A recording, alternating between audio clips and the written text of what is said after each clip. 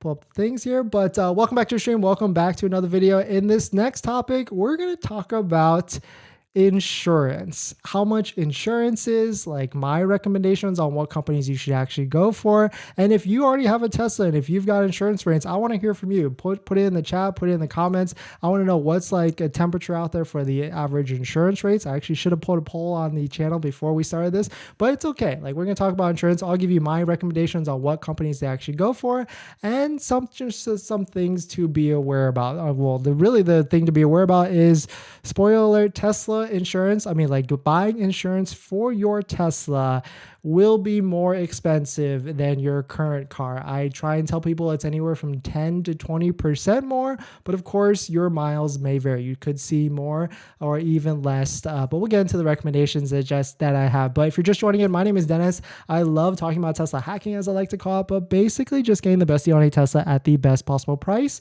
or just getting really good financing on your Tesla. So if you're interested in any of that, please hit that subscribe. And today's video is actually sponsored by my Patreon link down below in the description, but more on that later before we get into the comments, into the chat. But let's talk about this. So Tesla insurance is more expensive. To give you a quick summary, I'm in California and I've paid anywhere from $120 to even now $196 a month for insurance. And this is standard coverages of 100, 300, 100. I'll actually show you. I have a copy of one of my previous policies that I had on my Model Y, so we can take a look at it together and you can see the actual, costs and everything. But here is my first recommendation. I actually have another recommendation that's only California only that seems to be good, that I actually have as well. And then of course we can't end this conversation without talking about Tesla's insurance or Tesla insurance. And I also have some screenshots as well, because one of my friends, shout out to Jordan, graciously sent me his screenshots of his policy from there, and we'll compare and contrast. And the Tesla insurance gets very interesting, that's for sure. So let's run into this. Costco Connect. That's my number one recommendation. I would say it's in most states, but I know there are states out there that don't have it. But that's my recommendation. I'm a fan of Costco. I love of course, they just farm it out or they partner with a Connect Family Insurance, and I had no issues with them and actually had decent rates. If you're in California, I'll go over my Connect policy in a second with Costco so you can take a look. But if you're with California, Wawa Nisa is what I currently have. I won't show this policy because I couldn't figure out a cleaner way to show it without, showing identifiable information. So I won't show it, but Wawa Nisa is a California only company. So definitely check out Wawa Nisa. They're like, you can see it right there. Number one, satisfaction, yada, yada, yada. So check them out, etc. But let's jump into this. This is what I want. This is what all of you probably want to see. So this is a screenshot of my policy from Costco Connect. And you can see right at the top, 2021 Tesla Model Y per performance. Coverages, pretty stout coverages, right? 100, 300, 100 for both bodily injury liability and insurance, bodily injury, etc. I had $500 deductibles at the time on this one. And you can see as it trickles down everything with semi-annual policy with the $25 convenience fee, it came to a 6-month policy of $651 a month, where if you were to do that math, it's like what, $108 a month, which not bad, right? California, this is probably one of the better ones. This is probably the lowest example for California, because it does not get this low. Like, I know a lot of you are putting in the chat, like, rates are probably much higher than this. So my expectation or the standard that I set for everyone is, of course, expect to pay anywhere from 10 to 20% more than what you currently pay, but it really could be anywhere from $150 to $250, maybe even $300 a month for stout coverages like this level with a $500 deductible. I mean, $500 is it's probably balanced, right? At one point I've certainly, I usually do like $1,000 deductibles, or I kind of bounce in between the both of them depending on how I'm feeling, but you can easily bump that up to $1,000 if you need to. So, let me know your thoughts on it. I wanted to hear from you guys. How much are you paying? Where are you at? What vehicle do you have? What coverages you have? If you want to put in that much details.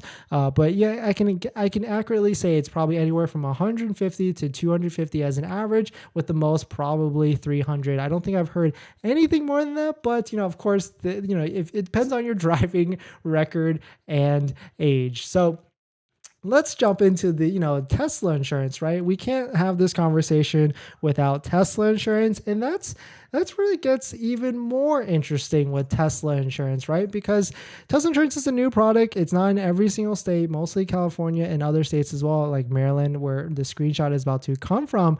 But it gets interesting, right? Because Tesla insurance has access to your Tesla, right? And Tesla insurance can see how you're driving, right? And you can see all the different criteria right here: forward collision warnings, hard braking, aggressive turning, unsafe following, forced autopilot disengagements. And this last one I do not like is late night driving. I don't know the exact criteria. I could probably Google it, and you guys can probably Google it as well. But if you drive at past, I think it's 11 p.m. to 4 a.m., it will ding you for that. And I don't like that big brother type of coverage. I don't like that type of visibility on you, watching your every single move to see what you're doing and if you're driving aggressively or not, and then raising your rates. But from what I've heard, and correct me if I'm wrong, from what I've heard, Tesla can't raise your rates.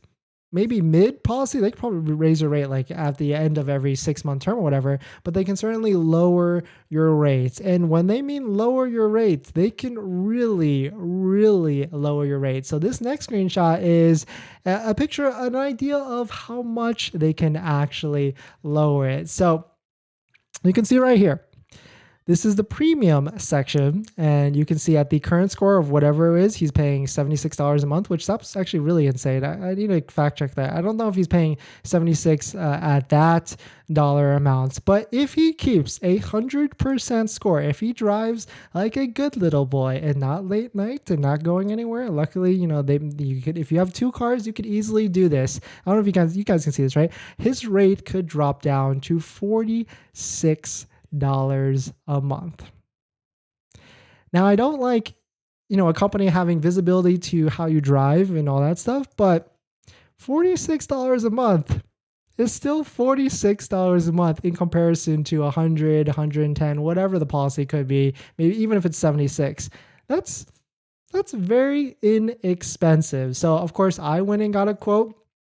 To answer your question, Happy Hippo, I went and got a quote. It's about $40 less, which is 30% less than what I'm currently paying, which is not bad. I guess you could just easily do the math there. Yeah. So the policy I have is $196 a month. It's for the same amount of coverage, and Tesla Insurance quoted me at $160 a month. And so I'm not sure if I want to do that, but this is just hopefully this video makes helpful with Tesla insurance and all that stuff, and what to do. But to sum it up, my recommendations: Costco Connect if it's in your area, it's most likely is. Wabanisi if you're California, and lastly, Tesla insurance. Just, it doesn't hurt to take a look. Doesn't hurt to see and what's the rates, what are they offering and all that stuff. But definitely some pretty interesting stuff. We're going to jump into some of the comments and some of the questions in the chat. But before we do that, this video is actually sponsored by my Patreon link. Down below in the description, there's a Patreon link where you can support the channel, and there's a variety of benefits, but some of them include actually scheduling a call with me where you can ask me any questions about buying a Tesla, selling a Tesla, or even financing a Tesla. And after you join the Patreon, you get a link to my buying guide, which has links to all the resources that I use to get the best possible deal at the best possible price, including a couple of credit unions on that list that have rates as low as 2.5% APR all the way up to 4% from 60 to 80 months. So definitely check out if you're interested. And thank you to all my newest Patreon members right here. Thank you to all of you. I listed you out earlier in the video, but I just want to throw that out there quickly again. So thanks for joining in. Thanks for jumping in, everyone.